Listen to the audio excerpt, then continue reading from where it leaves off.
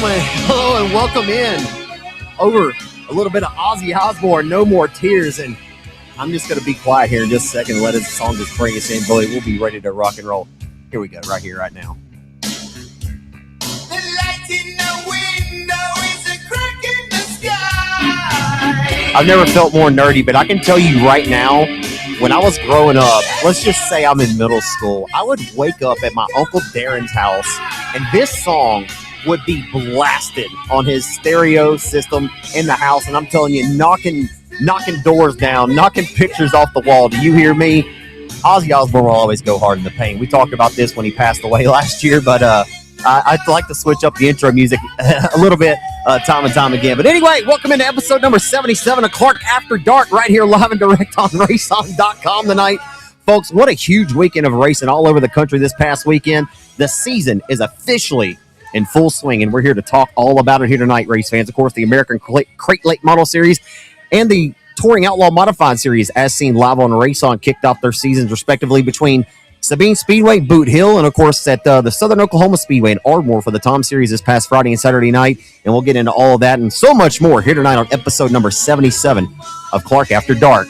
I'll go ahead and bring on my co-host of this podcast. He's the man with the plan. Picked up several checkered flags in his hands throughout his racing career, and I'm sure he's not done yet. At some point, I'm sure he'll return. Maybe we'll talk about that tonight. It's Cortland Smith. There he is.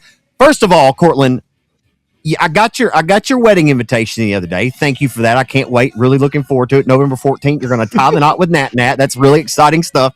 All right, but I looked. The address, what was the address on there? Was it Gina or what? I don't have it right here to look at. What was the address there? Because me and my mom started talking about it. I never told you, my mom graduated from Tioga High School, so she started asking me all kinds of questions like, well, what's Cortland's mom's name? I might know her. That might be one of my girlfriends. But anyway, I'll give you the floor now, my friend from the Alexandria neck of the woods. Oh yeah, man, we're doing good tonight. Yeah, that's coming up here pretty soon, man. And if for everybody that's known us for what would be now 7 years, I think everybody's been waiting for me to ask the question since about 7 years ago. So really excited for that to happen. Poor Nat. We when you're in the racing world, and I'm not gonna call myself a racer, but when you're in the racing world, you only got a small window of whenever you can plan, extracurricular activities, right? Because race season starts, we know, March, and then March through November you're there, so you only got November, December, January, or February, and everybody knows in Louisiana you're gonna get a cold snap January or February, so we're kind of narrowed down to November there. But yeah, really excited about that, man. Old Nat, she's a trooper. She's an A1 day one. Been with me through a lot, man. So yeah, that's coming up. Excited about that. But I mean, just other than that, we're doing good. Yes, the central Louisiana area, if anybody wants to know, just walk up to the map of Louisiana, put your finger right in the middle of it. There's Alexandria. All right, I could tell you I'm from Flatwoods. Nobody knows where Flatwoods is.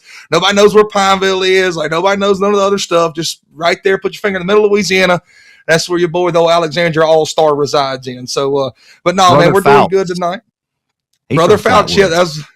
Yeah, Brother Fouts. That's the only reason why I would know anything about Flatwoods is because I can't tell you how many hometowns I've announced throughout my announcing career, and that's the only time I've ever seen that hometown, right? Like, in Flatwoods is one of them, right? Yeah. And Daryl Edwards, right? Like, I think he's the only racer that I've announced throughout the years. It's from Gina, Louisiana. We got a few balls, we got a few dry prongs, a few Glenmores, but I love that about dirt track racing is that a lot of drivers, they're selective about, representing their actual hometowns, right? I can't tell you. Remember when Cade first started going off and racing nationally? For the while, a lot of the announcers, even Chris Steppen, and he's one of the best in the business, they would either he would just put Manny so they wouldn't screw up Robaline because they call it Robaline, Louisiana. Yeah. So he just, to make it easier on him, Cade would say he was from Manny. Well, then once they kind of figured it out, then he went back to Robaline because they were able to pronounce it correctly. But yeah, so Cade's always been for Robaline, but a lot of times, a lot of drivers will just, they'll adopt the largest, metropolitan area that's closest to their smaller city. So anyway, I always find it cool, man. There is a bunch of neat towns that racers come from all over the country. Matter of fact, I'll think of some, and when I come back onto this podcast next week, I'll have some really cool hometowns for your drivers that represent really, really unique names, hometowns like Toadsuck, Arkansas. Like, get it together. There's multiple drivers from Toadsuck, Arkansas, and they mean business. And the one that rips right off the top of my head, and old Daft, Cut and Shoot, Texas. Like that, like that's pretty legit. Like that's pretty like that's one just off the rip. Like when you think of something like that. But you mentioned Flatwoods. There's an old late model superstar, Rockin' Randall Edwards. He claims Flatwoods as home. Now, I know he's done moved off and gone all across the world chasing late models, but there's something in the water out there in Flatwoods. I'm by no means Randall Edwards or no caliber of driver, but I guess for the little area that Flatwoods, Louisiana is, a bunch of us out there decided to go racing instead of hunting deer for the rest of our life. So that's why we're here now, friend. 100%, man. This is episode number 77 of Clark After Dark, man. We just keep knocking them out here. 77 tonight. So I was thinking about it. 77 is kind of one of them. I don't say it's a strange number. I think it's a good looking number because sevens are a very popular number. They say it's the Lord's number. You get two of them, then it's, double the greatness. But 77, you got Carson Hocevar, right? The Spire Motorsports machine. He finished fourth at Darlington on Sunday, the NASCAR Cup Series race.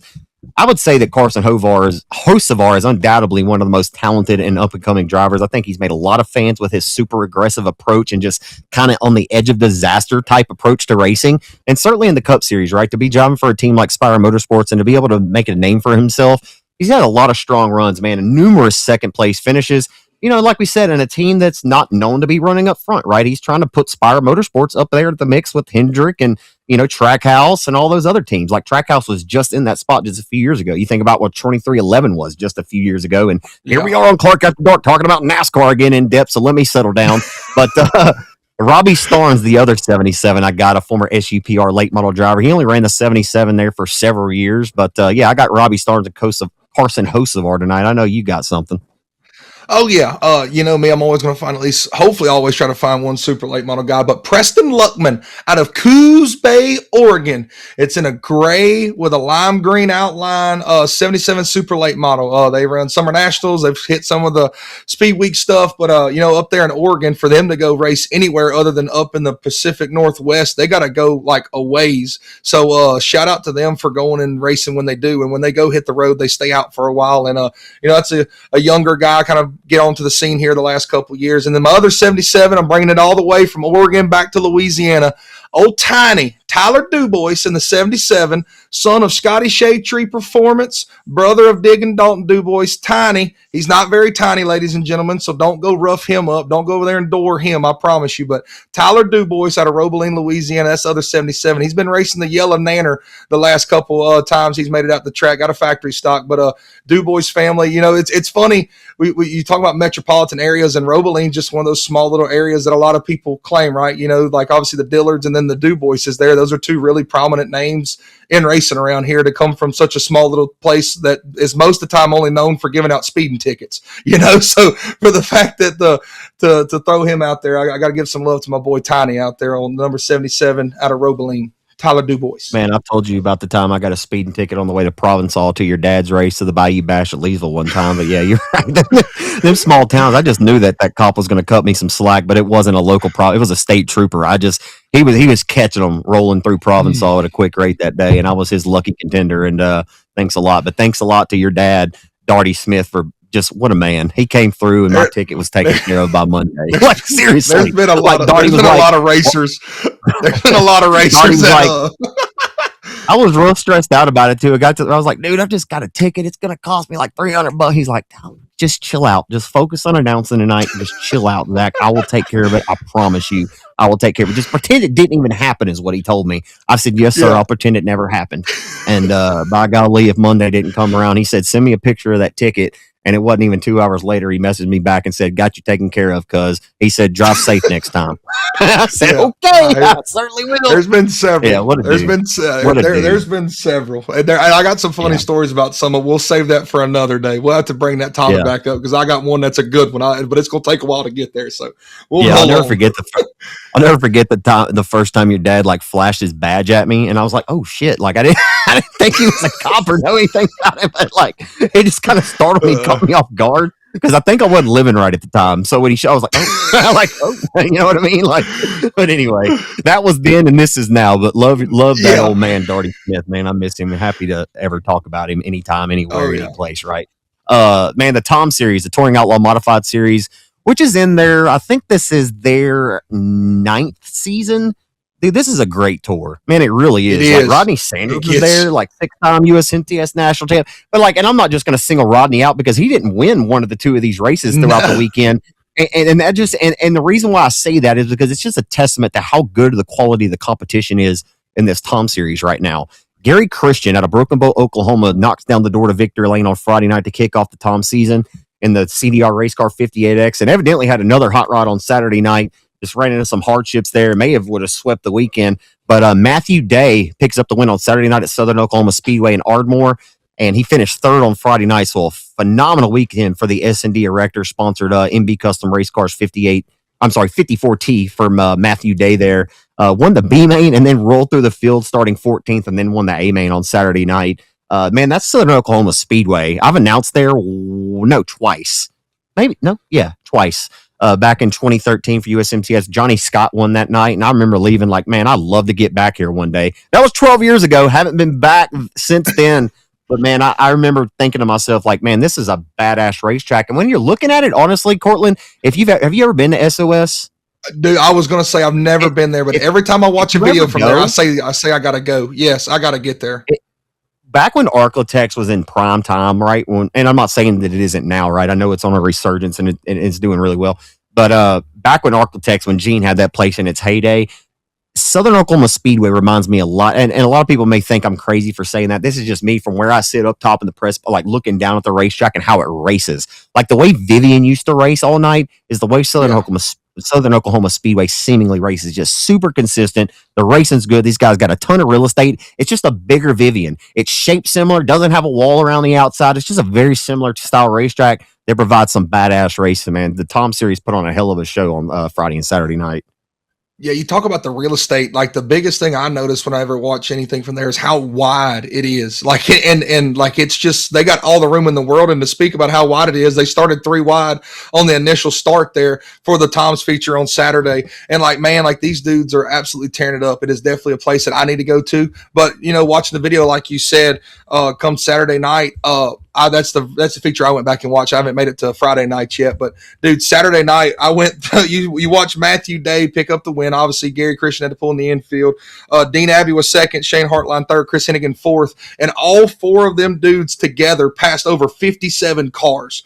Hennigan come up 15 spots, Hartline come up 15 to third, Dean Abbey come up 14 spots to second, and Matthew Day come up 13 to the win. And I'm sorry, ladies and gentlemen, you can't tell me that place races bad when those dudes are moving like that. That's just it. Like, don't argue it. Don't tell me Southern Oklahoma stinks. Don't tell me none of this, because if them dudes can pass a combined almost 57 something cars, that was just quick math off top of the dome there. If they can pass that many cars, they're doing something right over there. And it's very often that you go back and look at results from Southern Oklahoma Speedway and guys are making big moves like that. And like you talked about the heyday of the racetrack, right? It's really wide and that thing can go from lightning fast to when it gets slick. Like, dude, you got to either be right around the tires or you can go up there and you can go touch that right side. You can go put that right rear tire on the curb and let her eat. And it just creates massive runs. And if you miss it, you get hung out and they can drive right up alongside you down the backstretch, man. It just seems like a really, really cool place. I know, I think I probably said it on here before that I need to go. And it is on my bucket list for a track. I don't know exactly how far it is, but I know it's not as far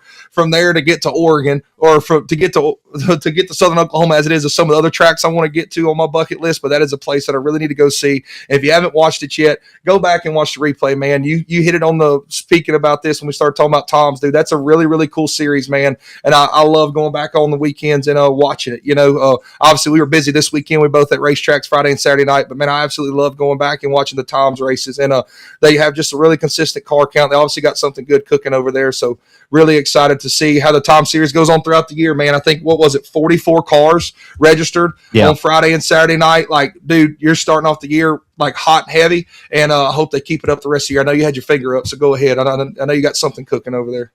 No, man, listen, I don't think we talk about this enough. Like, we talk about our particular Arklatex region, but can we just talk about how good the state of Oklahoma's racing is and the racetracks? Oklahoma has some really, really good racetracks, like, really, truthfully. I mean, between Southern Oklahoma Speedway and Ardmore, Arrowhead and Colcord, Arrowhead's obviously, I mean, has been given a nice facelift, one of the nicest racetracks in the country. They continue to host big-time events in Tri-State Speedway and Pensacola. Tri-State, and I'm missing a few more. Tri-State. I know that personally, I went to Tri-State and called the 99 Nationals 2 years ago, and I was blown away at how well that place raced. I mean, it was phenomenal. And I said, man, I got to get back. You remember the USMTS races last year? One of them ended up in a photo finish, with Tyler Wolf getting that red, white, and blue Nationals win. But yeah, man, there's just some really good racetracks. The same thing could be said for us too. Like, we've got some great racetracks too, right? Boot Hill's premier place, and Architects was premier at one time, and it's working to get back to that notch. And it's just a lot to be proud of for people that are Okies. They got some really, really quality racetracks. Speaking of modifieds, anyway, I kind of want to talk about racing. Like tonight, I kind of want to talk about the different divisions and segments. That way we can stay on the topic of modifieds as we're talking right now. I called the action at Texarkana on Friday night. And man, the open wheel modifieds last year, 9 out of 14 events at Texarkana led the car count last year. They didn't lead the car count on this particular Friday night. They had 13 cars checked in for battle. Again, Tom Series is racing, just 3 hours, 2.5 hours up the road. So we expected the car count to be, a little down this past weekend. But what we had was a really solid quantity over quantity, sorry. But a phenomenal field there and a doozy, man. If you guys haven't seen the highlights on RaceOn's Facebook page, it was really good. Drake Finley runs down Tanner Barnhart through lap traffic. Barnhart literally had a 1.8 second lead at one point. And you could see lap traffic becoming a factor in a reality quick in real time. And man, they rolling into 3, and he cut that 1.8 second lead down to 1.3. And the next lap, he was on his heels and passing him and throwing a slide job through 3 wide through lap traffic in 1 and 2. Like it was like I called it at, I said they're racing feverishly through lap traffic, but they were like, it's sometimes like video, like we do our very best with RaceOn to capture the moment, and we do the very best that we can. But like, even like sometimes the video, you just don't really fully grasp it, how like just that thing was turned all the way up. Like them dudes were going at it on Friday night, and Drake Finley comes out on top. He has the King of America this week with a victory in his back pocket. Probably feels a little bit better about that PCD Motorsports car that he's been trying to get ironed out. Barnhart had some late bad luck there, but man, Finley absolutely got up on his horse and spanked it and earned that win on Friday night. Yeah, I couldn't have said it any better. That race through lap traffic was phenomenal, and he saw his opportunity to pounce. And a lot of times, you get to racing through lap traffic, and the guy's in second, like he knows he has a chance, but as quickly as he gained ground, and Tanner, like he was just hung up. Like there was nothing other than he was just strictly hung up, and he zigged when he should have zagged, right? And Drake just put her on the chip and just drove right around him. And when they drove off into 1, you actually showed me the video on Saturday. I went back and actually watched the whole feature on Sunday, but you showed me on Saturday in the booth. You're like, dude, you got to watch this. And like when he makes that move off into 1, like credit to him, Barnhart, lap traffic, credit for everybody for making it through that corner, because going down the front straightaway, in my head, I didn't think nobody was going to make that corner. But that just tells you the talent that we got, even with the Tom Series. We talked about how good it is, man. Sometimes just week in and week out around here at the Architects, man, some of the drivers we have are some of the best talents behind the wheel. And like you said, Finley's one of those dudes that the last couple years we've seen it, right? Like he's had really, really good runs, and he'll have maybe something happen here or there on a bigger stage, and he's been able to knock wins off. But he's one that, got all the talent in the world, obviously got a good little equipment behind him. And if he's showing up to the King of America, man, and it wouldn't surprise me at all if he goes out there and puts on a show. Like confidence is key, and you're rolling in there early in the year, so a lot of people haven't raced a whole lot, right? So that's kind of maybe a little advantage that he has, is some of these guys that are rolling up to this King of America aren't coming in there 40 races ahead of him, right? So it'll be really interesting to see how it goes from there. Yeah, absolutely, man. Tater Hyde had a good run there, his debut there in that GRT race car for Jake and Jeff Huckabee. So Tater finished third there the other night. Good racing, though, all throughout the field. Texarkana was kind of juiced up, and Tim, I talked to Tim after the race. He said it was a little dusty to his liking, so he's going to have some more water on it next time out. So, man, that thing widened out and got pretty damn sporty. Like, it really did. Man, I'll tell you what, though, Friday night at Texarkana, man, we just had a plethora, if you will. That's a good adjective. Lots and lots of cautions. That was the deal. And it was the same way at Boot Hill on Saturday, man. I don't know. Maybe because it's first race of the season, guys are trying to figure it out. Track went from really gripped up to kind of slick, and I don't know. It was a head scratcher, honestly. Like, it was more cautions than I feel like I've called between two races on a Friday and a Saturday in a long time. Like, I feel like there was 60 cautions between the 2 nights or more. It was a lot. But it bees like that sometimes, right? It's just a part of it, and it is what it is. We don't throw a fit. just to wrap up the entirety of Open Wheel Modified Racing, the Heartland Modified Tour course kicked off. I just want to round out all my bases here because I know Joe Duval listens to my podcast, and I want to give a special shout out to him for getting a big time Heartland Modified Tour win, man. The old 91 car to Justice, Oklahoma, honked the horn to Victor Lane on Friday night at the Humboldt Speedway, the place where the King of America Modified Nationals is held at for 12 years. Duval, Big Daddy goes to Victor Lane. And how about the reigning champion of the Heartland Modified Tour, Bobby Williams, in his new Hughes chassis? He swapped over from the Skyrocket into a Hughes car to start off the year, and he goes to Victor Lane on night number 2 of the 2026 season there for Bobby Williams, man. Former B-Mod driver. Remember him coming to Boot Hill and making a stint there and having a really good run at Boot Hill. That damn Bobby Williams is a wheel, man. And he started on the front row of the King of America Modified Nationals last year, and then finished second. Had a hell of a run. Yeah. So hey, maybe him, swapping over, getting a huge race car. Maybe this is right into his wheelhouse, and maybe that's the little missing link that he's needed to find Victor Lane. It just might be, and then you get a whole nother year of experience, right? Like I'm sure that the learning curve just after that whole weekend of the King of America last year was just you learn so much, man, and you hear the guys talk about it. And the best they'll tell you, like, to be on top of your game, you got to go out there and race. And the more and more you do it, I mean, how many laps is the King of America this weekend, Zach? Like 60? It should be, yeah, maybe 60. I'm not sure because they used to run 70. They ran 75 at one time. There was actually. When it was at Humboldt, but Lucas is a little bit bigger of a racetrack. I could text Todd and ask him; he'll get back to me.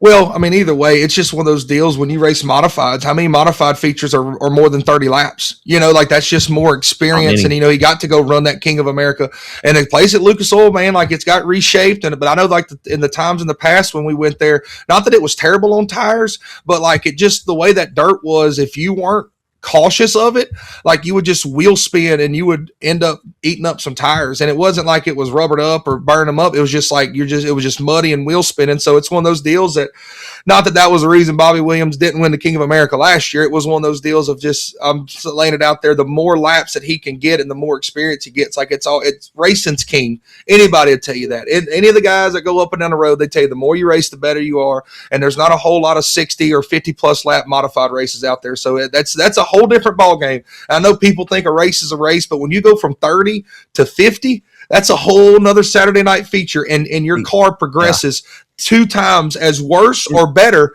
than what it would, right? Fuel load starts changing and tire pressures go all wonky. Like it's a whole nother ball game just when you add that extra 20 laps. I like where you're headed with this because I want to add into this. Not only do you have to stay on top of the car and how it handles, but let's talk about this as a driver, though. Let's think about this as the driver. How about the drivers who don't have the experience to run those kind of duration of races, but also think about the endurance of the driver who has to stay focused. A lot of drivers will not tell you this, but a lot of drivers have difficulty staying focused in a race car for that amount of laps. I don't know, about you, like when you're in the race car and it's just you and that machine and you're in unison with it, Cortland. You're a racer. Like, tell me what that's like. Is it like you obviously know, like, this race is a little bit longer, than the typical scheduled distance.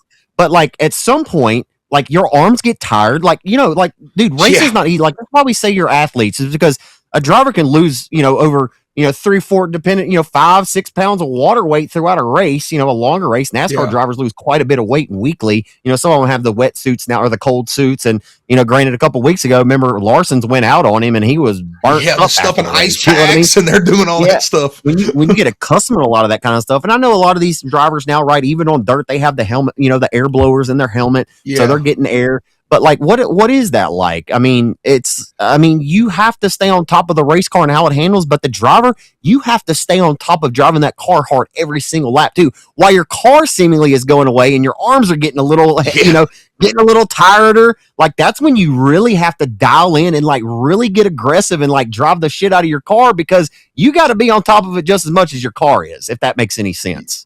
No, 100%. I mean, you see the guys when they pull up after a heat race win, like we'll probably talk about it a little bit later, but like at Magnolia, like they pull up for the heat race win, and JD and Dale McDowell and Hud, like these guys are out of breath, that's 8 laps after a heat race. And it's so much like whenever you're going into a longer race, I ain't gonna go too long on it, but like, your mindset, like you can't win it if you're not in it at the end, right? So like the whole mindset is to like, all right, I got to put myself in a good position for the last 20. But I think it's more, yeah, these guys get tired, but that adrenaline kicks in, right? And it's not like we're running 500 miles. So the adrenaline does kick in. I think it's so much of a mental state thing that that's what always seemed to trick me up the longer races, because the more the adrenaline, you kind of get like settled in, right? Like we all know the first 5 laps, you're kind of jittery. Like, I mean, King of America starting on the front row, gotta get going good, gotta get fired off, can't fall back 15 spots here. So that adrenaline kicks in. Well, then you start running, and you have a long green flag run. Not that you get bored, but it's like that anticipation. You're just sitting there, you're hitting your marks, you're hitting your marks, you're hitting your marks. And it's one of those deals of like, you don't get bored, but all it takes is one little thing to distract you or take your eyes off the prize of what you're searching. And then all of a sudden you're all in cattywampus again, right? So it's one of those deals. You do get tired, but it's more of a mental thing of just being as sharp as you can be with your decisions, right? Because let's think about it. When you're making moves through lap traffic and in a 20-lap race, your decision is going to be a lot different than 60 laps into the race, right? Yeah. Like you're mental and everything, your reaction and thinking and everything. So I haven't ran many 60 laps. I got one factory stock 50 under my belt, and that's about all I can tell you there. But I think that's the biggest thing is, I mean, guys fall out of the seat all the time. Like they'll tell you, like this stuff ain't easy. No matter how nice the steering racks are and the steering boxes are compared to back in the 80s or 90s, like these dudes are hustling these cars as hard as they can every single lap. So it's one of those deals. I think it's so much of a mental thing, and that's where it really comes into play in those longer races, is just the mentality going into that. Absolutely. You know, Hudson O'Neal climbed out of his car at Magnolia Motor Speedway with the World of Outlaws win on Saturday. The first thing he said to Ashton Smith was, "I'm out of breath." I don't know if you recalled that, but he said, "I'm out of breath." And you could see why. The dude literally went to the back, had a left front folded up elephant or folded up nose on the old K&L Lonely 6 car and went to Victor Lane. Like, you could see why. Like, dude literally drove the SHIT out of that car all the way back up through the field. It was quite impressive. We'll get to that later on towards the tail of it. We'll talk about late models a little bit more in depth. How about the American Crate Late Model Series kicking off their season this weekend at Manny on Friday night, Sabine, and then on Saturday night at the Boot Hill Speedway in Greenwood. And Corey Neal Jr., no surprises there, scored the win. It was funny because I didn't have a chance I was at Texarkana, so I sent Chase Lawler, the series announcer, a message. I said, "Who won the night at Sabine?" And before he could I said, wait, let me guess. And I really had no idea who had won. And there's no disrespect to anybody else that was there, because I thought David Winslow would probably have a really good run, and he finished second. That would have been my number 2 pick, but number 1 pick was Corey Neal Jr. Obviously, he's really good at that racetrack. He's really good in anything he gets behind the wheel of. He just won the Team Solo Auto 275 Enduro to the tune of $10,275 for 275 laps of quick work at Arklatex just 2 weeks ago.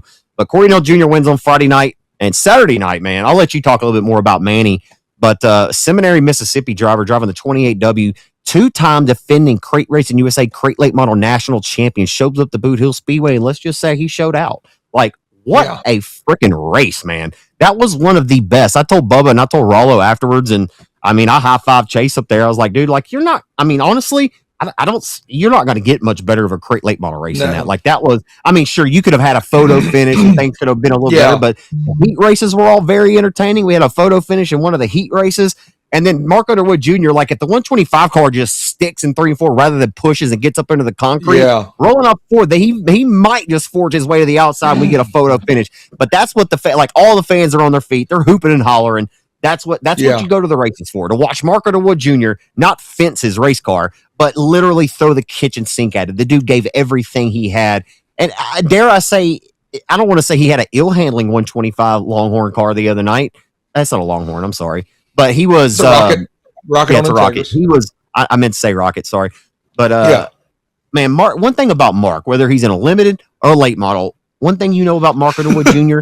is he is going to get everything he's going to give everything he's got, and he's going to get everything he's got out of that race car. I was impressed by his drive, but I always am typically impressed by Mark. But I was very pleasantly surprised by David Williams. And how often is it, Cortland, that guys just come over to this area? I know he won a couple at the Rev last year, but guys don't. I know them like we talked about it up there in the booth. Them Crate Late Model drivers in the Mississippi region, like the Arklatex, them dudes are on a whole nother level. You know, we started building this crate class in this region a few years ago. It was actually a weekly class at the Rev Super B. It still is at Super B, but at Boot Hill it was too. Well, we kind of phased that class out. And so we don't have guys racing these, weekly. Like Austin Storm has to travel a lot, to race. David Winslet has to travel a good bit to be able to race his car. But man, I was very impressed with David Williamson to come down to Boot Hill and to have a slugfest with Mark Underwood Jr., man, what a damn race that was, truly.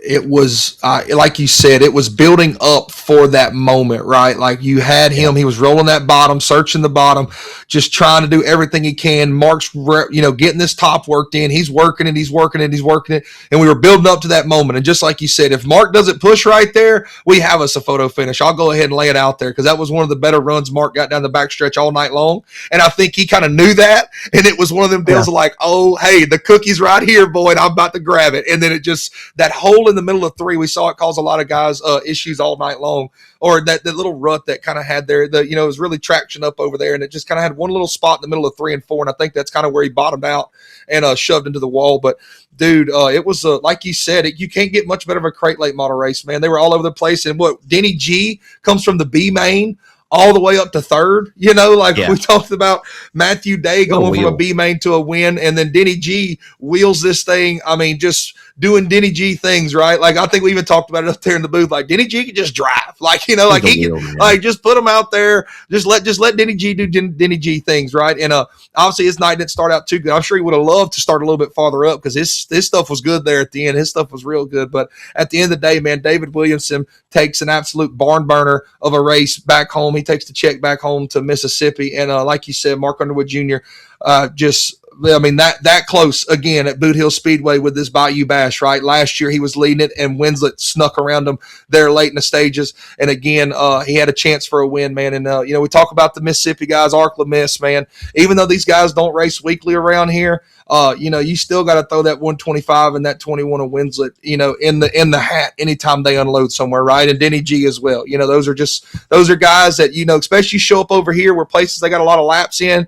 No matter how good of a crate late model program you might have, you still know you're going to defend these dudes off. And David Williamson, at the end of the day, he did just that.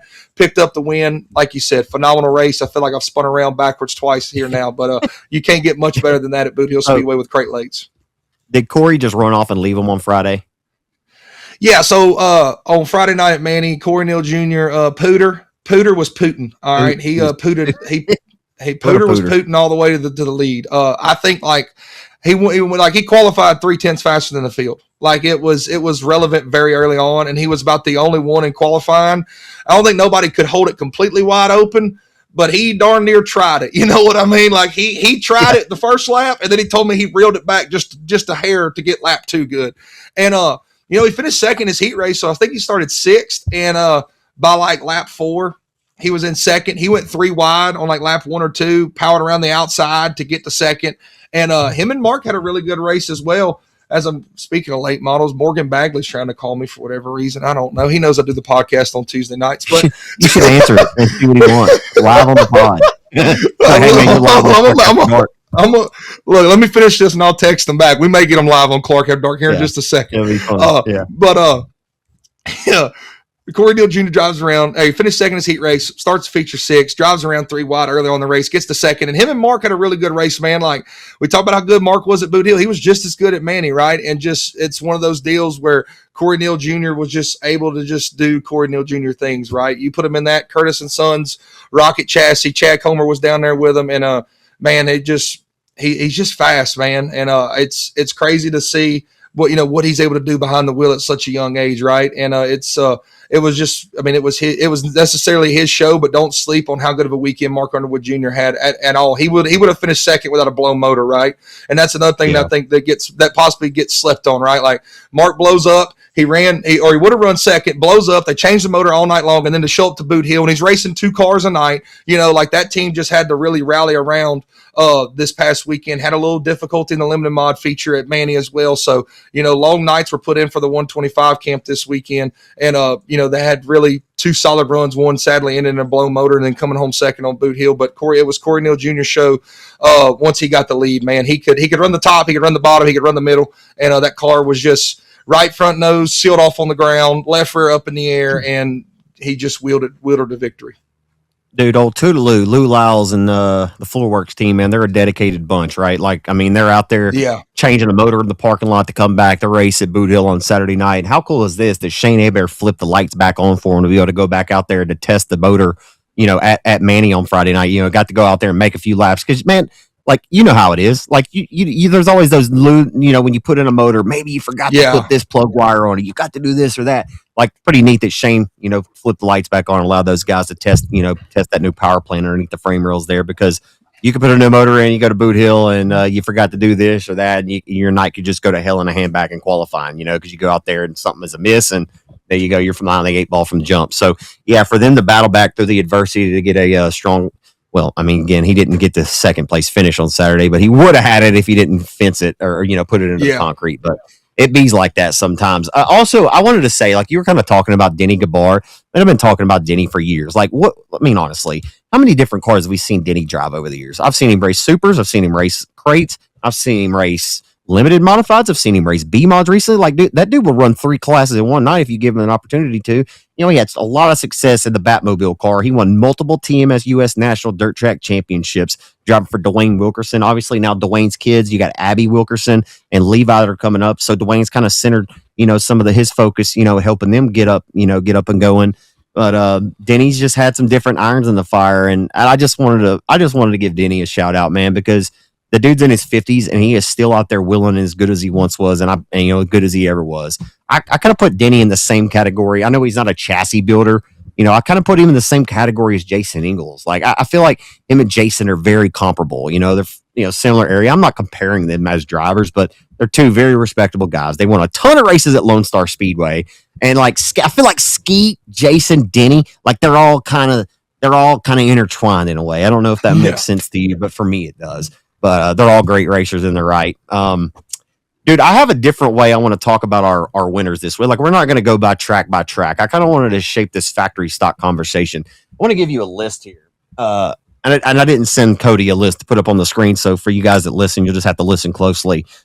Josh Martin, out of all the racetracks that raced this past weekend in the great state of Texas or in this general region, all the cars that raced, Josh Martin is the only driver that raced 2 nights and swept the weekend, right? And I know a lot of these drivers didn't have an opportunity to race Friday and Saturday, but Josh Martin obviously had a phenomenal weekend. Won at Manny on Friday night and then came and beat, I think it was 25 cars at Boot Hill on Saturday night. Phenomenal weekend. I mean, obviously his Force chassis had a ton of speed the first few weeks, but just didn't have, the results to really show for the speed that he had. But here's your winners. All right, so Justin Whitehead wins at Rocket. Josh Martin won at Sabine at Boot Hill. Matthew Risky, driving the Jason Loftus car, wins at Southern Oklahoma Speedway on Friday night. Calvin Tucker, former non-qualifier winner at the King of the Hill, like the very first one. Like, he's been in the game for a long time. We don't see Calvin travel up to this area as often anymore, but I hope to maybe see him since he's back in a factory stock. I'd love to see him at the 10,000 or the 30,000. But Calvin Tucker won at 105 in Cleveland. So Colby Mewborn has just been off to a really good hot start there. Internet kind of crashed there for a minute, guys. So he won on Friday night after winning in Vivian, just a couple of weeks ago. So he is 2 for 2 between the 2 area tracks. Jared Maupin, that's another good name, right? This guy's going to be a contender at the 30K. Dylan Gaither won at I-37. And again, where are all the cars at I-37? Please, if you're a race car driver and you're within striking distance of Pleasanton, Texas, please go support Ray Doyen and the gang down at I-37. Their car count was not good Saturday night. I just kind of heard that a little bit earlier. And I don't have the exact number, but it wasn't enough. That's what I do know. And the fans aren't going to come watch, 20 total cars. And that is the part that hurts. We do not need another racetrack to shut down. That's a phenomenal racetrack. Guys, please go support that place if you can. And also, I know the South Texas Race Ranch raced on Saturday night. And I know a lot of those guys, you're pulling between cars. It's kind of like when Texas and Boot Hill race on Saturday, And I'm certainly not the promoter telling anybody how to run anything down there. Stephen Danielson's the new promoter at South Texas Race Ranch. He's seemingly doing a great job. He's a racer, so hope everything all works out for those guys. Ryan Powers won at Kennedale Speedway Park. I got off the beaten path there. Marcus Meklachek won at South Texas Race Ranch. Rodney Howell won in his Force chassis debut at Super B. That's a pretty damn interesting list of drivers. Like, outside of Justin Whitehead, right? Like, Josh Martin, yeah, you could see him winning those 2 with the speed that he's had. Okay, Colby Mewborn. But out of this list of drivers, Blaine Murphy won at Heart of Texas as well.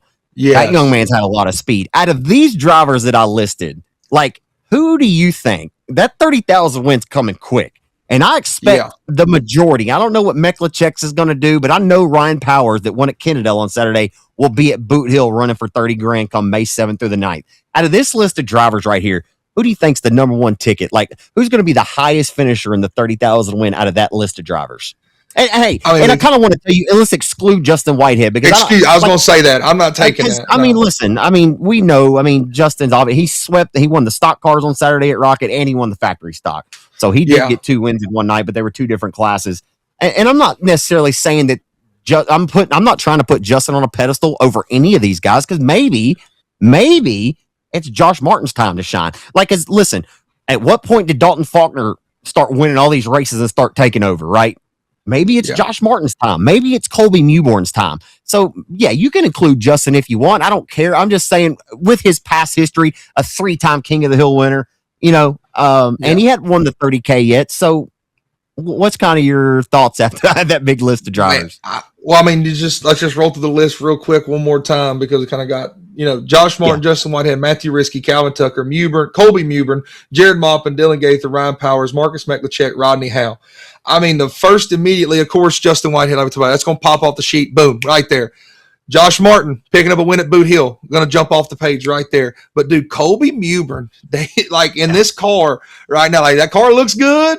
My boy Colby's wheeling it. And, dude, that man, he has just been really, really fast. And anytime I've watched him race this year, man, that car just seems to be under control and moving forward. So I'm going to exclude Josh Martin from this one as well because he just won at Boot Hill and that'd be too easy a pickings. But when you go through that list, obviously Josh Martin going to jump off the page. Colby Mewburn's rolling off, like you said, super hot. And that car just looks really, really good going around the racetrack. Not like the wrap, but I'm talking about actual car geometry and going in the corner. It just looks really good going around the racetrack. And Ryan Powers, man, I think that dude shows up over here and he's one of the DFW guys. We call him one of the DFW guys because he's from over yonder way, right? When we talk about Arklatex racing, he's over yonder way, okay? But, dude, anytime he shows up, man, Ryan Powers is a threat, okay? And that's one picking up a win at KSP. He's always in contention at Kennedale, and Kennedale's like the Boot Hill of DFW, right? Always has a good car count, solid quality field, and, they race against the best of the best in their area at KSP every night, and he always seems to be up front. He always seems to be, what's the photographer name? Is it Mike down there that takes Mike pictures Fieri. at KSP? Yeah, Mike Fieri always does that top 3 podium, and I swear it seems like Ryan Powers always seems to find a way on there almost every weekend. So that's the dude that really kind of sparks my interest here right now is Colby Mewburn and Ryan Powers. Those are my 2. And then I know if I took them 2, I got a feeling you might say Jared Maupin, but I'm going to go ahead and I'll let you take. I took my first 2. You go ahead and take your 2 now. I'm just saying, if we threw all of these drivers right here, let's just say the week 2 winners of the season from Clark After Dark, right? Or the first full weekend, let's just say we threw these guys in an A main for 15 or 20 laps. I don't know who's going to come out on top. I really don't. No. We all draw for position here. It'd be pretty damn interesting because Blaine Murphy is really fast right now. That young man's going to roll into Boot Hill with his confidence up high. He's got a fast race car right now. Yeah, he could have won at KSP and got tagged in the back bumper was racing through lap traffic. But he's been fast and raced his way through the soup at the 30K last year, I believe. 100%. These are just the guys that won this weekend, right? We're just talking about these guys because they won. We could go off into a tangent about Jet Hefty, who's been hot lately. We could go, we could go here or we could go there. Neil Kemp wasn't even here this past weekend. He was gone racing his stock car. By the way, shout out to him, 4th place Arrowhead on Saturday night. Really good run for him. But yeah, man, what a phenomenal. Okay, so Matthew Risky won at Southern Oklahoma. I texted him earlier. I said, "You coming to race the 30K?"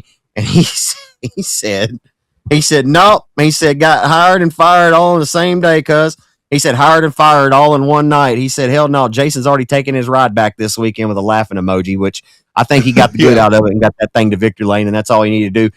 Also, shout out to the Texarkana Gazette. Me and Colby Mewburn, look at this, made the front page of the Texarkana Gazette. RaceON announcer Zach Clark on the right with Colby Mewburn. How cool is that, huh? Or on the that is cool. It won't come in well, but anyway, on the front straightaway. No, it came in pretty good there.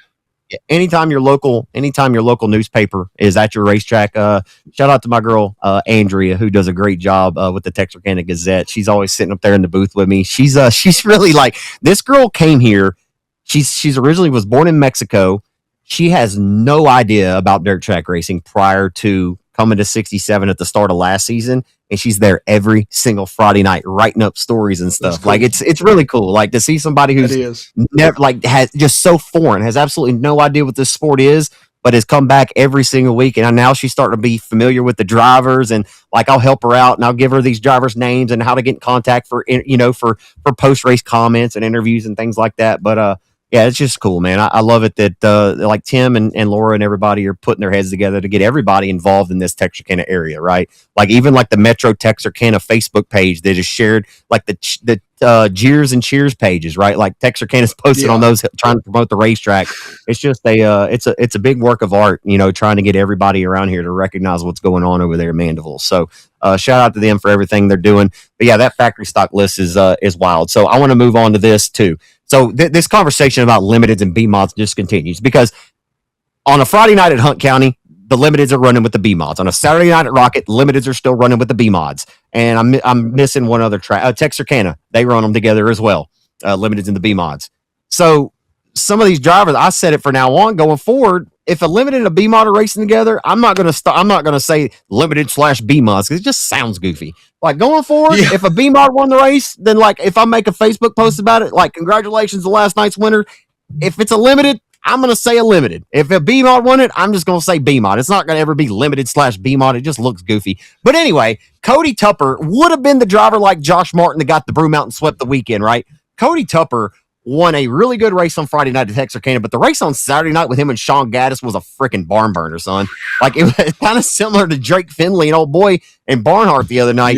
Lap traffic cost Cody. Let me rephrase that. I don't want to necessarily say that the lap traffic cost Cody Tupper because you and I were up there watching it. Dude, Gaddis just sailed that thing around that top, dude, and the big dog ate and it stuck like Chuck, and that Danny Green race engine dug into the Boot Hill Speedway racing service, and he said, she gone. And he went around the outside, and unfortunately, lap car pulled back onto the track and got crossed up right in front of Tupper on the white flag lap. Like, if you're Tupper, like his wife, Gabby, made a crazy Facebook post. She even said their damn mini bike almost got stolen somehow at the races. They took the sticker off of it. Like, what is going on in Greenwood? I can promise you that Rollo and Bubba will not stand for that. So, folks, get your kids. Like, watch your kids. Don't let them steal other people's mini bikes. Like, what is going on in Greenwood on Saturday night? Like, when me and Bubba and Josh Martin was down there, me, him, and Rollo and Bubba, we're talking at the radio. We're like, I said, did y'all just see Gabby Tupper's Facebook post? And Rollo said, huh? And he read it. He said, we ain't going to do that shit around here. I said, I didn't think so. I was like, what is going on? Anyway, if you haven't seen it, just go read her post if it's still up. I'm sure it's still there. But yeah, I would not be too happy if I just watched my husband, who led 18 laps of this race, lose it, and then I can't find my damn pit bike because a little kid has found it and decided to go bahawing through the pit area. And while they're at it, Cortland, they went ahead and took that 23 sticker off and said, "No, sir, Cody Tupper, you didn't win the night. I'm gonna steal your pit bike." Like, what is going on in Greenwood? Oh, hey, it's almost as wild as the night the lights went out at Greenwood. Yes, it was a phenomenal. It was a phenomenal race, and like you said, not that it handed it to him, but it definitely made the road a lot easier for Sean Gaddis, right? But it wasn't because of lack of effort out of that 7 camp, and a really good drive by him. It was cool to see him roll through the pit area in a B mod and race, right? And the B mods, like all night long, we talk about it, and like the heat races, they were probably some of the better heat races of the night. And then you come out for their feature, and dude, they just flat out performed, right? And you hate to see that happen, but this whole pit bike deal, I don't know, that kind of strikes a nerve with me. And I've always been one that, like, I'm not saying we always got to take the keys out of stuff, because you at a racetrack, you're with your family, you ought to be some trustworthy people. But like you said, if it was some kids, hey, get your kids, and if it's older kids and you don't know where they're at or what they're doing, then you might need to check on them. All right, make sure they ain't still no people pit bike, because I promise you, Rollo probably, when he saw that post, didn't have no sleeves, and that bicep probably twitched a little bit, because I know my boy, he ain't gonna stand for that. You know what I'm saying? He ain't gonna take none of that nonsense around there. So it's just one of them deals. You hate to see it for Tupper, but at the end of the day, man, what a great race. Sean Gaddis did everything he can, and obviously came home with the win. Yeah, absolutely. Yeah, great race for Gaddis. First career B-mod start, and he pulls out of Greenwood with a victory there. Derek Grigsby in the limited class, he's 3 for 3 on the season. One more win, and is it bounty time? I mean, we're down there in the pits after the races. We roll up Bubba. We're all talking. I'm like, dude, we gotta, like, he said, Derek. That's what Bubba. I'm gonna do my best Bubba Jones right now. He said, is it Derek? He said, He said, "We're gonna start putting you in the back, cut." Damn, that wasn't my best Bubba Jones, but I tried. But he said, "Shit, I don't care." He said, extra $500 to go to the back. And he said, and Paul, he's like, "Man, hell that, man." Fuck that, man. Like, dude, they could win the race, and Paul's still down there arguing and fighting with somebody for some reason. Like, they just won by 4 seconds, and Paul's still upset with the guy who finished second because his tires was scuffed a little bit up different. I'm giving Paul a hard time. But man, boy, does Paul love to bitch about a few things or two, especially them B mods. I'm here to tell you right now. So they ain't got to worry about the B mods at Boot Hill anymore, but he still loves to talk about them. So Derek Grigsby, is it bounty time yet or not? Like, I think if we get one or two more in a row, like, man, we got to figure out a sponsor or somebody to come on board and put a bounty on this 69 car because he's rolling right now. Maybe one or two more, but don't sleep on the fact that the K1 and 99 Junior, no, they weren't right on the back bumper, but those three were in a league of their own. Like, when you look at that top three, most of the time Derek drives out and he's like 5 seconds checked out by himself, right? And I can pull up the My Race Pass and see what the official live timing was, but this past weekend, I think Sean, and I'm not saying 69 knows it or he ain't sweating bullets yet, but the K1 and 99 Junior, both of them showed a lot of speed as well. And no, they weren't all over the back nine of Derek Grigsby or the back bumper of Derek Grigsby. Like, don't think they were about to pass him or nothing. But it's relevant that those two camps of Mark Underwood Jr. and Stephen Guidry, they've obviously are starting to click on some things and reel that 69 back in, right? So is it bounty time? I don't know. Like you said, one or two more, then obviously, yeah. But it's not the old over the knee butt whoopings that it used to be, because it used to just be the 69 out there a whole straight away ahead. And at least this past weekend, it was a 69 about 8 car lengths ahead, and then the 99 Junior and K1 are right there hot on the trail. So it's one of those deals that it might 69s. I ain't saying his rain's coming over anytime soon. You got to keep it interesting, right? But that the limited modified guys, the other competitors, are tired of chasing that back bumper, so they definitely have been scratching and clawing their weight, and their speed has come along as well.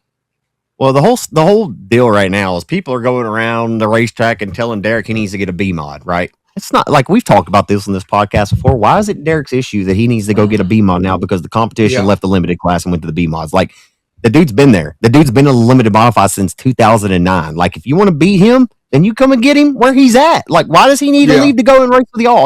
Like, I see that also from his perspective. He said it the other day. He said, I have no interest in getting a B mod. Like, why would you? Why would you want to go run a B mod right now when your limited is as good as it is? You know what I mean? Because everybody else says I can because they're tired of seeing me win every week. Like, oh, okay. Well, y'all can get tired all you want, but I ain't going no damn where if I'm him. So, he ain't tired of it.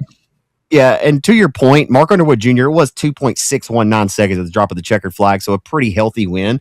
But that race for second, as you mentioned, like, Guidry and Underwood swapped it up multiple times. Matter of fact, like, when Steven could get a good restart, he kind of fumbled that last restart. I don't want to take that word out of context, but yeah, so maybe not fumble, but it just wasn't as good as the one that was before that one, right? Like, where he really stuck that bottom really, really good. And so Mark just ended up kind of getting the upper hand with the track position there late. But Steven's been really, really consistent to start off the year. And you can kind of tell he's got an extra pep in his step there. Got the new PTS power plant, new express race car.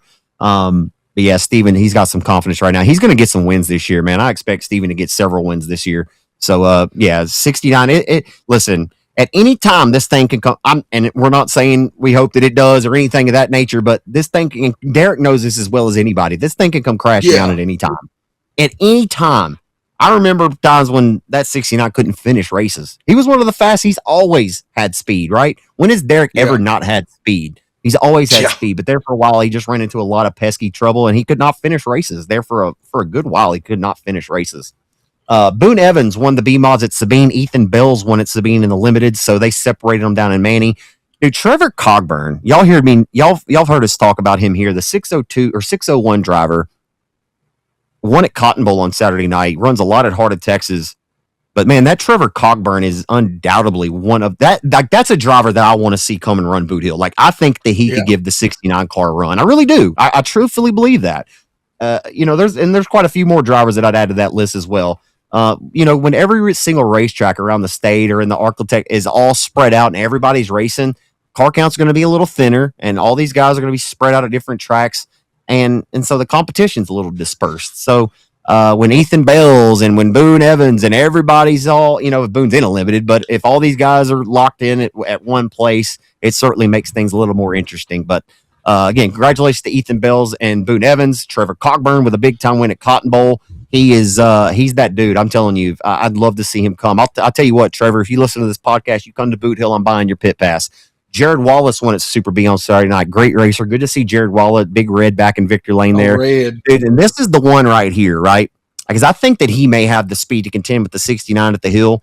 But Connor Mewborn has been really, really fast to start off the year. And how about the Limiteds? Raced against the big bad B mods on Saturday night. And I believe the Limiteds finished 1, 2, and 3 with Risky Business in second. How about Connor Mewborn? First career start at Rocket Raceway Park. Got a big time win over there in Petty on Saturday night. I think it was, I'm just going to correct you. Jimmy Day finished second.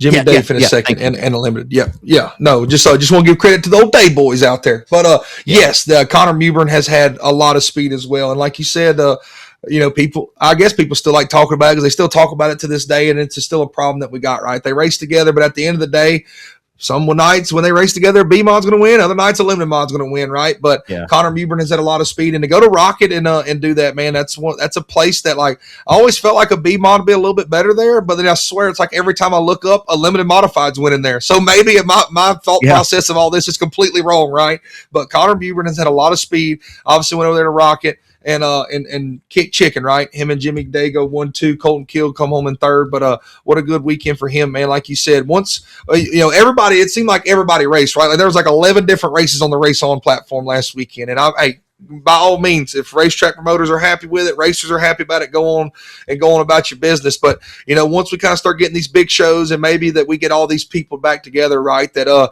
you talk about not necessarily the talent's still there in the limited modified class. There's just a lot of good limited mod drivers that moved on to B mods, right? Or I say moved on, they just moved into the B mod class. So, but whenever you put all them limited modified guys back together, man, they're still some of the best in the architects, right? And I feel like I can get repetitive saying that, but I truly believe that, man. Some of the talents we got behind the wheel, whether it's limited mod, B mods, factory stock, Sportsters, whatever it may be, man, we just got really great talent all throughout. And to go back on the talent, man, Connor Mewborn's one that has blossomed in front of our eyes, right? Like we remember him being a little goober running around the pit area with Brian and Colby, and now he's racing and he's lights out fast. I guess there's something in the Mewborn water that just creates speed, right? Because Colby and Connor are just lights out fast this year. Yeah, their dad, Brian, was a really good racer too, so they certainly get it honest. I mean, the Mewborn family, back to Jimmy Mewborn, and they're just good, and their cousin's Justin Whitehead, so they obviously get good notes, and I'm sure they bounce things off of each other here and there, and they got something good going on at that camp. William Sellier won at 105 on Saturday. Parker Titzman won at the Race Ranch, and Brady Sexton won your limited modified feature, sport mod feature. They call them sport mods over there at Kennedy Hill because it's IMCA sanctioned over there. Hey, man, here's my question. So we're not going to recap every single track. There was just so much to get to this week. My question to you is where the hell are the tuners at? And I know that the tuner car counts haven't ever been just knock us out of the park, right? Like knock you out of your chair. Oh, there's 30 tuners in the house tonight. Like that's never really been the case. And honestly, since this class was first added in mid 2014, first full year 2015 around the Arclitex, like this class hasn't. And I like the tuners. It's never seemingly taken off for as far as a class that has. It's hard to say anything in racing is affordable, Cortland, but for the class, it is certainly our cheapest class, right? Like there's no disagreement there. Tuners are the most, the cheapest, most affordable class that you can get in. This class has just never really taken off like I thought that it would, like even 10 or 11 years ago.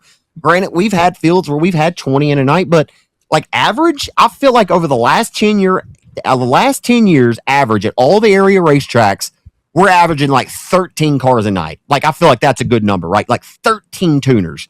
But if you go a little further south at Manny, they're averaging probably like 7 to 9 a night, over the last 4 or 5 years. Boot Hill, I'd say about 13. I'd say their average is about 13. 67 averages around 9 to 12, like the number just isn't great. It's not just like the factory stocks. It's not up there. So my question to you is, Esther, we had 4 tuners at Boot Hill on Saturday night. 3 of them took the green flag. 4 tuners. There was 13. Okay, 4 at Boot Hill. There was 13 at Texarkana on Friday night. There was 7 at Chatham at Super B on Saturday, and 14 at Cotton Bowl, and 5 at Manny. That's not very good, man. for a class that is supposed to be our one of the most, more entry level divisions. I know that the payout in the class isn't great, but it never has been. And the intention of this class never was to go race for $10,000. And granted, if you're over there in a different area, you're in Florida, or you're in Bama, and they want to run them SCDRAs and DRA races, up off the ground and act the fool and win $10,000 and then still don't get paid. I don't know. Don't get me started on that. But again. Dude, what is going on with the tuner class? Like, is it time? Honestly, the Sportster class is on the come up. And listen, I love this. I enjoy the tuner class. I'm going to tell you why. Friday night at Texarkana, best race of the night. Burner. 13 cars, and I've seen a front wheel drive slide job, son. Michael McEachern was patient and literally waited to pull the trigger until the final moment in 3 and 4. And I showed you, listen, when is the last time, Cortland Smith, I've ever just rolled up on you anywhere and said, hey, dog, check this tuner race out. When have I ever done that to you? I walked up to you at Boot Hill and I said, dude, check this tuner race out from 67 last night. Like, watch this. And you pulled up and you said, dang, cuz, what a race. Michael McEachern slid Grayson Wooten, got the win. Shout out to our producer, Cody Wooten, while we're talking about the Wootens here. The whole Wooten family over there the other night. Dude, the tuners provide good racing. So that's why I don't understand why we had 4 of them at Boot Hill. Maybe it's because everybody and their mama and every racetrack in America is racing, but I don't even want to give them any excuses. We need more cars. If this class is going to stay around in the Arklatex, Zach Clark, I'm talking third person. I'm not here to speak on behalf of the promoters. I'm not speaking on behalf of any owner. So don't listen to this and go to Run to Rollo or Bubba and say, Zach Clark said on his podcast last night, y'all was getting rid of us. That's not what I'm doing here. I'm just asking you folks that listen to this podcast, and I'm not calling any person out that was at the racetrack. So anybody that listens to this and you were racing this weekend, so Austin Marshall, Michael McEachern, Grayson Wooten, Tyler Ellis, that's the deal. I can name them all off the top of my hand because there was literally that few of them there. Then I'm not talking about you. I'm not singling any of you guys out. But for the rest of this class, and for anybody that listens to this podcast, or for any of the tuner drivers that do listen, then send this to your buddies and ask them where the hell they're at. Why aren't you guys racing? Are y'all just moving up to a different class? Are y'all getting to a Sportster? Then that's fine. But is it time? I'm not saying it's time to cut the tuners, but maybe it's a conversation that starts needed to be had, Cortland, right? Because why would these track owners continue to host 3 and 4 cars a night and still have to pay out that payout? It doesn't, I know, and granted, it's not a large payout, but it doesn't make any business sense for anybody. Again, not speaking for the promoters. The Sportster class is thriving right now, and we didn't add the Sportster class in hopes that, like, okay, in a few years, then we're just, we're going to create this class, and then, we're going to kill another class to bring this one in. That wasn't ever really the goal. The bottom line is, if tuners had a good car count right now, we wouldn't be having this conversation.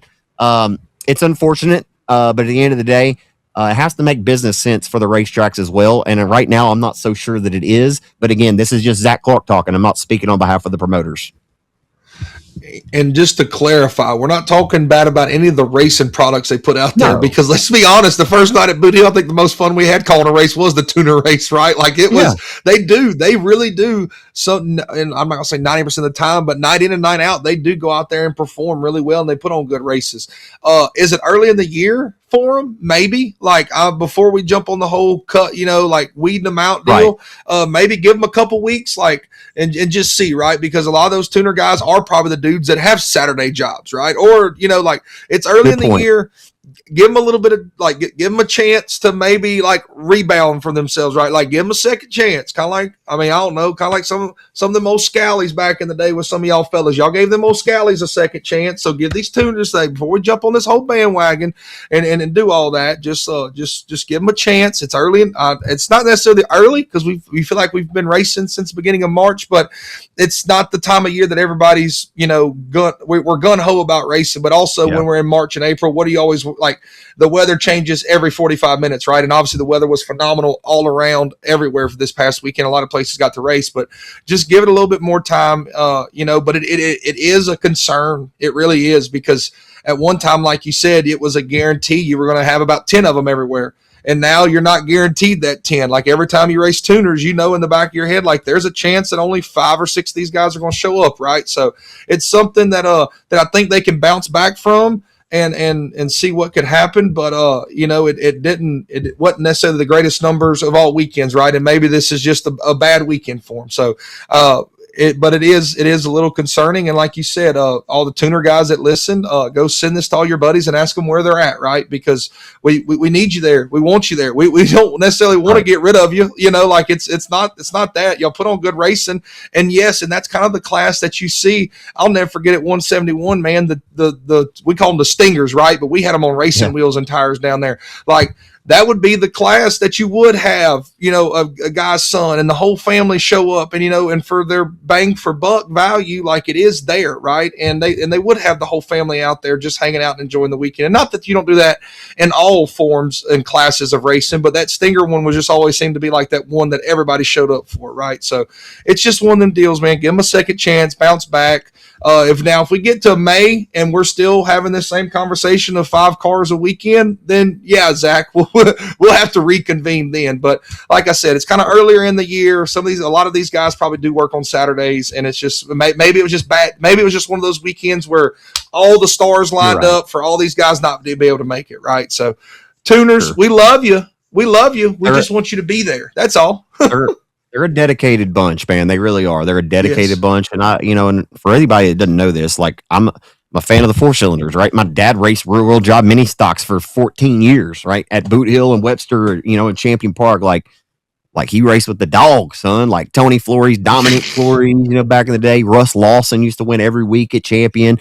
Man, I could go on and on. I really, really could. Like John Pace, like there were some really good, if we could bring back rear wheel drive mini stocks right now, I'd sign me up. Like I might even buy one.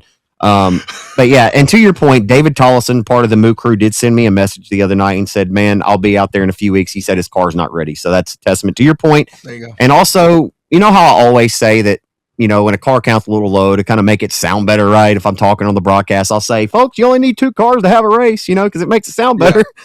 Well, I mean, that really is the case. Like, honestly, like you really do only need 2 cars to technically have a race. And that's exactly what unfolded Friday night at 67. 2 cars. Grayson Wooten, Michael McEachern broke away from the field. Front wheel drive slide job. The rest is history. Checkers are out. Everybody's going crazy. Oh my God, Michael McEachern front wheel drive slide job. It was awesome. It really was badass. I want to see more of it. And it wouldn't make a difference. Like nobody was worried about what wasn't going on back there because there was no cars necessarily to look at. But again, 13's not terrible. So 67, it wasn't bad on Friday night. But the 4 at Boot Hill and only 3 of them starting the feature, it's not going to cut it, cuz. Just not going to cut it. Man, getting ready to wrap this thing up here. I just got a couple more things I want to get to. Shane Hebert dropped yesterday, Sabine Speedway. Crown Vics are coming to Maney, Louisiana. You sent me a message. You said, cuz, I don't know, maybe I'll be out of this tomorrow, but your boys over here calling the Shreveport Police Department, see if they got any Crown Vics. Did you get any leads on it? Hold on, I got one. Just wait. Hold on, I'm going to my Facebook Marketplace. I had it saved. I did. I had a Crown Vic for sale. Is it going to pop up? Oh yes, sir. Look at this. Hey, $2,600 ZC. Look at that. $2,600. Everything runs and drives. AC works good. Clean title. That baby blue, son. I thought about sticking old 43 on there and an STP sticker and letting her ride. You hear me? I mean, I'm telling you. I slept. I woke up. And I went and taught the great up and coming youngins of America. And I said, you know what? I use all my patience during the week at the schoolhouse. I have no patience for anybody at the racetrack to race with. So I did fall out of it. But I'm telling you, man, I'm not against it. And am I one to sit here and say that I want to add more classes? No, not necessarily, right? Like I think we do have something good, but for the idea, I mean, let's just be real here. The Sportster class, what Steve Bogus and the brainchilds behind that, everybody that was a part of that. Like, I'm not saying the Sportsters have gotten out of hand, but the Sportsters have definitely elevated to probably a lot. They've elevated themselves a lot faster than they probably expected, and guys are spending a lot of money on Sportsters, right? And this is just kind of like this is the next best option. And we see Cletus McFarland putting on these Crown Vic races wherever it may be, right? And it looks like the most fun that you'll ever have with your buddies. So if it is something that you can get together and do cheap, cheaper, nothing in racing is cheap. Look, it's going to take every single dollar you have, whether you make $35,000 a year or $350,000 a year. Race is going to take every extra penny you got or that you want to spend on it, right? So it's one of them deals. And like, yes, you could go out there and get you a Crown Vic and start racing. And is it worth a shot? Yeah. Why not? It's one of those things that dang you do, dang you don't. And you would hate to be the one that missed out on the opportunity when it seems like these Crown Vics are doing pretty well elsewhere. I mean, heck, during Speed Weeks at Golden Isles, they were the talk of the whole deal. The Crown Vic race, you know what I mean? Like it stole the show, right? So I know Johnny Collins' name. Yeah, we know who Johnny Collins is. The whole Collins family, except for Phil Collins, was at Golden Isle Speedway, right? Like it was coming in the air tonight.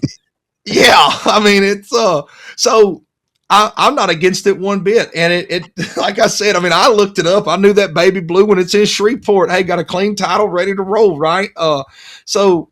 It's like I said, I'm not one to sit here and be like, oh, we need to add this class, because let's just be honest. We added the crate lights a couple years ago and that fizzled out.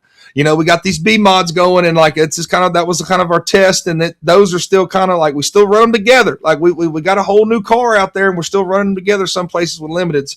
So I go back to the deal. Am I the one that wants to add a bunch of classes? No. But do I think this Crown Vic is something different? I think it's something different and it's going to have the average person is going to be more willing to hop in and go do that versus going and buying a B mod or a limited mod or a factory stock and start talking about start talking about all this crazy setup stuff, right? Like from the rules I read, like this is going to be as stock can get.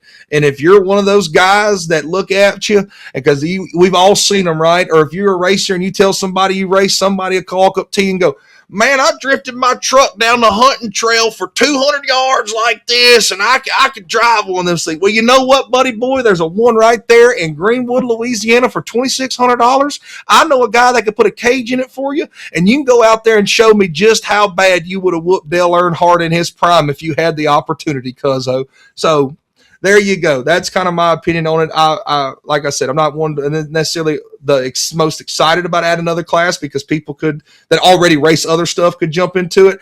But I do see it as being like one of the easier possibilities of getting in and actually being a real rear wheel drive car. And it's like I said, you don't want to miss the train. You don't want the train to go blowing by you and the Crown Vics be the new greatest thing throughout the country in dirt track racing. So I'm all for it, man. I think it's something cool. I think it's something different. I think it'll be something exciting to see.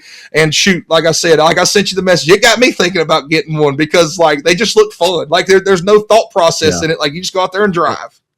I ever tell you that at the time that Justin Whitehead and John Mitchell raced tuners at Timberline together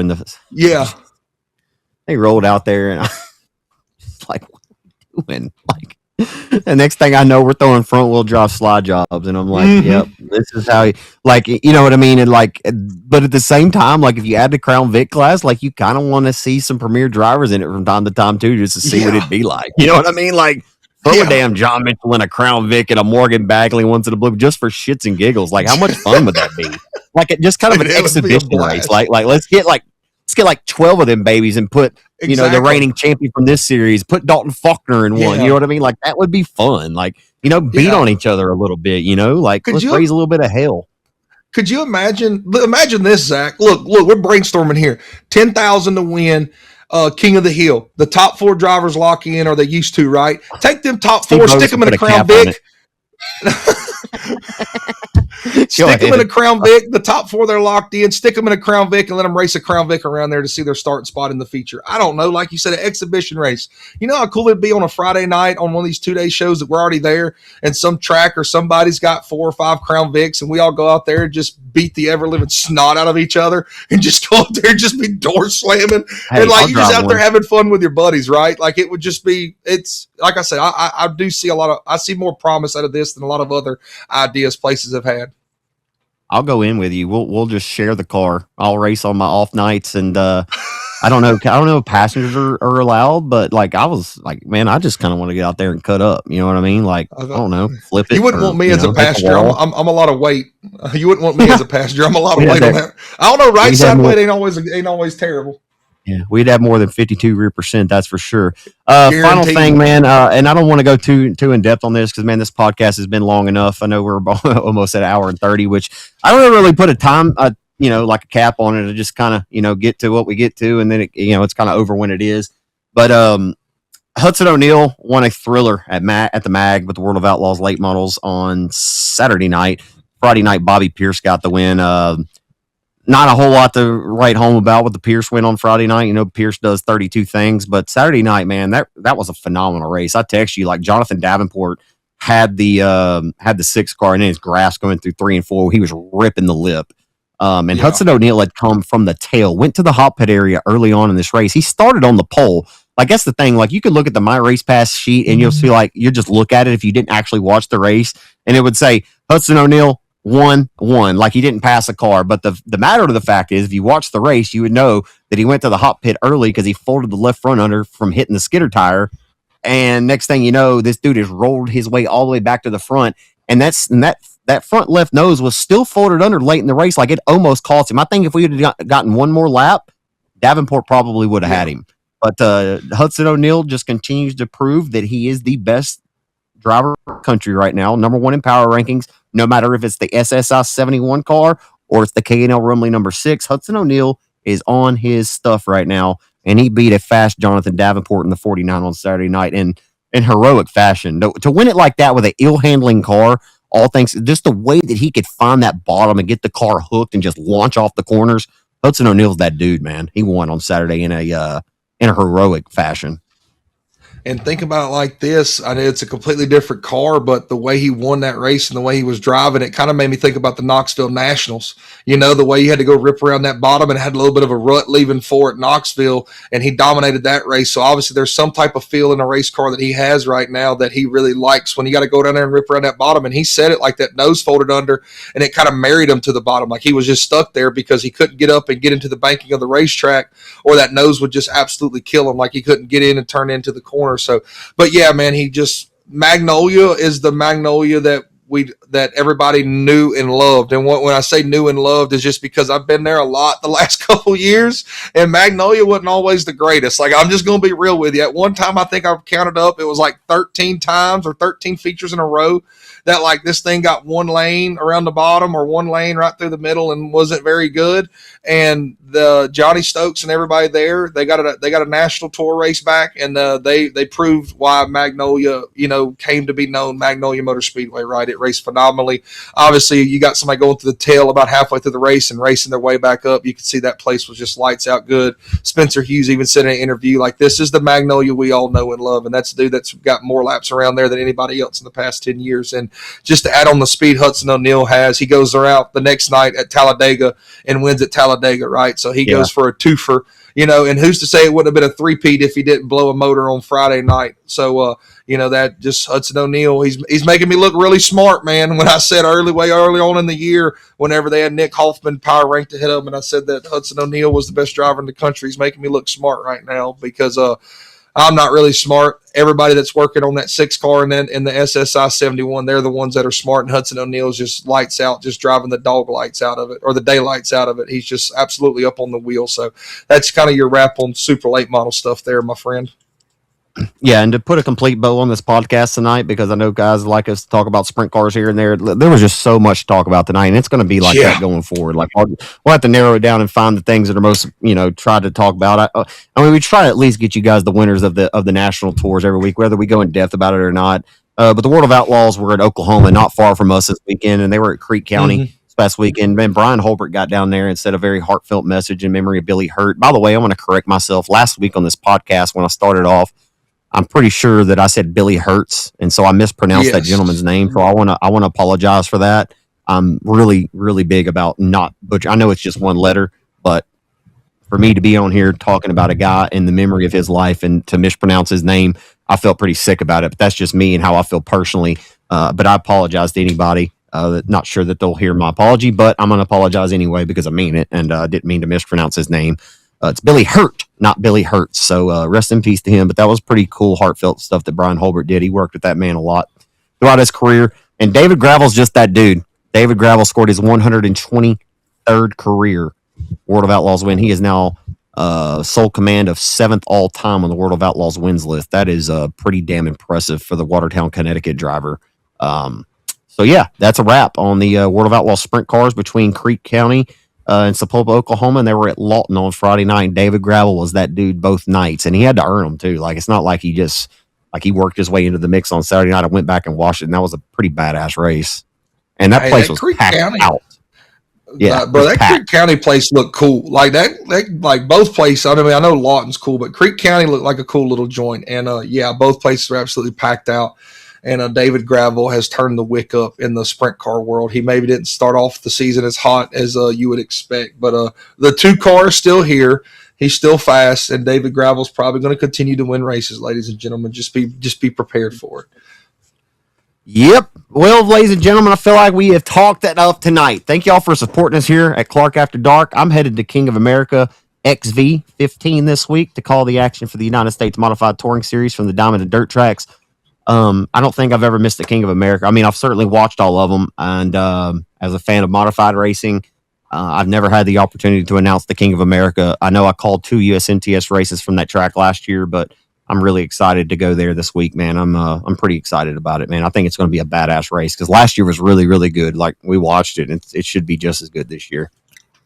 Yeah, King of America is going to be great. I'm going to be hanging out at the house and watching all the races across all the wonderful platforms. Obviously, I'll have the King of America there on the side. Listen to you, my friend ZC. But RaceON wise, I think I got about 8 different races on here. 67 racing Friday night. Then you go to Hunt County Raceway, the Jack Webb Memorial, I-37. Race in Texana Raceway Park, Kennedale Speedway Park, 1,000 to win sprints, 105 Speedway's got the Power Wheel Mayhem, RPM Speedway with their season opener, and Arclatech Speedway is back racing around here in our neck of the wood, or it's really our neck of the woods. So just want to, what you got? RPM being back on RaceON. I mean, I'm pretty sure I saw that. I'm excited about that. RPM's such a badass racetrack. Like, seriously, one of the best racetracks in the country, in my opinion. It's always been a good place. They got some really good promotership going on right now. It's a really, really just an awesome little joint. And they're only running 4 classes. I saw that, and I about passed out because I didn't think a racetrack could run and not run, more than 7 classes anymore. I'm just kidding. But no, seriously, only 4 classes. That was pretty cool. It's tuners, modifieds, sport mods, and what was the other one? Factory stocks. 4 classes. I was about to say, you got to have factory stocks, yeah. Yeah. Gonna be an awesome show in Crandall. I'm sorry, I didn't mean to cut you off. I think you had one more track. No, that was it, man. There's 8 different races on the RaceON platform this weekend. Obviously, you listen to this, you know about RaceON, and if you ain't got your accounts yet, go get you one and hang out, man. You're not going to find many more races on a weekend. I think last weekend it was like 11 something, right? So you got all those to check out on RaceON. I'll be hanging out at the house. I'll have I'll take a picture of it, and that way Cody can put it on the podcast next week of my 2 different TVs, my iRacing rig, my laptop, and my monitor, and I'll have 18 different streams going at once, right? So I'll be hanging out at the house, taking in all the racing action, and just having a good weekend, man. King of America, I'm really pumped up for you to go do that, Zach. That's one of those races every year that, like you said, ever since I've been able to, when I was a youngin' and I maybe talked my dad into let me take his credit card and put it in Dirt on Dirt and Racing Dirt. I don't think I've missed one either. So ever since I knew we could watch it live stream. So that'll be a cool one to watch. And if you ain't got that, there's a bunch of them on the RaceON platform you can catch on as well, ladies and gentlemen. I'll be tuned in and catching up as all as I can when I'm available to do so. Everybody be safe this weekend. Find a racetrack, go support it, and we thank y'all for listening to our podcast. We truly do, man. We have people come up to us all the time, tell us, "Hey man, love the podcast. Hey man, I listen to the podcast," and we appreciate it. Every single one of them, we say thank you because we really do mean it, and we thank y'all for just listening to 2 stooges get on here and talk about things that we love the most. So y'all be blessed and be a blessing. And shout out to my boy Kamo for the new shirt that just came into the mail today. Y'all be good. Be blessed and be a blessing. Later.